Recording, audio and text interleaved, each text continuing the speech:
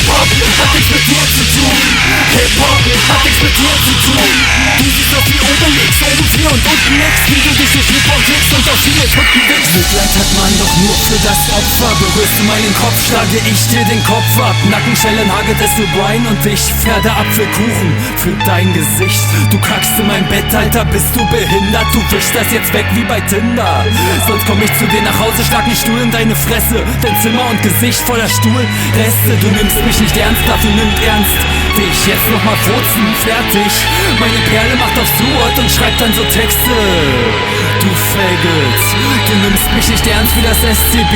Ja, das kann man ganz gut an deinem Text hier sehen. Dagegen strahlen ja auch meine wacken Nazi-Vergleiche. Dagegen bringt sogar Seox gute Reime. Hip-Hop hat nichts mit dir zu tun. Hip-Hop hat nichts mit dir zu tun. Wie dein unfassbar kleiner, komplett missratener Spiegel. Denn die Fotze deiner Mutter sieht aus wie geplatzter Igel. Hip-Hop hat nichts mit dir zu tun.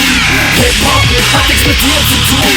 Du siehst auf wie Obelix, oben 4 und unten nix. Wie du dich durch Hip-Hop kriegst und auf viele Tucken wickst. Alter Stuart, jetzt mal ehrlich, sag, was willst du kompensieren? So ne Scheiße hier zu droppen, weil dein Vater dich nicht liebt. Dann das lustige häusliche Gewaltspiel. Weil du bis heute die Hand deines Vaters an deinem Hals spürst. Er schenkte dir die Aufmerksamkeit, die du so brauchtest. Aus Angst vor ihm traust du dich jetzt nicht mehr nach draußen.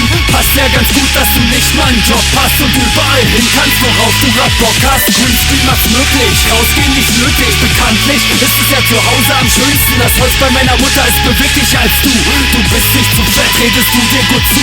Weil alles, was dich ausmacht, gerade so auf eine Couch passt, ist das die Therapie, mit der du's da raus schaffst. Sogar mit zwischen Fischbesteck und Zippenfett. Glückwunsch, du bist ein Typ, der an seinen Titten leckt. Hip-Hop hat nichts mit dir zu tun. Hip-Hop hat nichts mit dir zu tun. Wie dein unfassbar kleiner, komplett missratener Spiegel. Denn die Fotze deiner Mutter sieht aus wie geplatzter Igel.